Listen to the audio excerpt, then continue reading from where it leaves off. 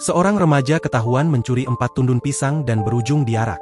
Peristiwa tersebut terjadi di Desa Gunung Sari, Kecamatan Tlogowungu, Kabupaten Pati, Senin, 17 Februari 2025, lalu.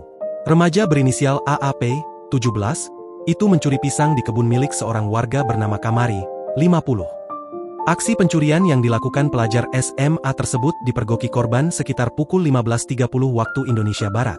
APP saat itu tertangkap Kamari sedang memikul pisang hasil curian.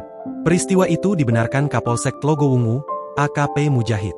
Korban mendapati pelaku sedang membawa hasil curian berupa pisang tanduk sebanyak 4 tundun dengan cara dipikul menggunakan 1 tongkat kayu.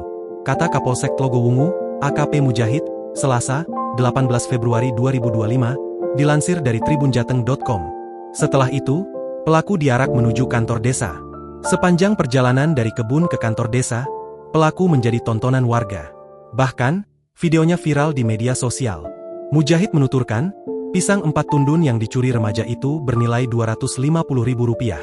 Ternyata, AAP nekat mencuri demi menghidupi adiknya. AAP dan adiknya hidup sebatang kara berdua setelah ditinggal pergi orang tuanya.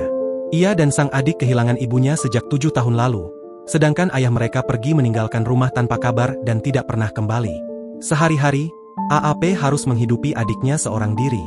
Kondisi itu membuat Kapolsek Tlogowungu merasa iba. Dia masih mengurus adiknya yang masih sekolah. Kasihan, kondisinya sangat memprihatinkan, terangnya. Beruntung, kasus pencurian itu berhasil dimediasi dan tidak berlanjut ke meja hijau. Pelaku yang diwakili kakeknya selaku wali menandatangani surat pernyataan bersama korban. Pihak Kepala Desa tempat tinggal pelaku serta Kepala Desa Gunung Sari juga menandatangani surat yang berisi ketersediaan pelaku untuk menerima pembinaan dan wajib lapor ke kantor desa selama 3 bulan. Pelaku juga menyatakan tidak akan mengulangi perbuatannya lagi.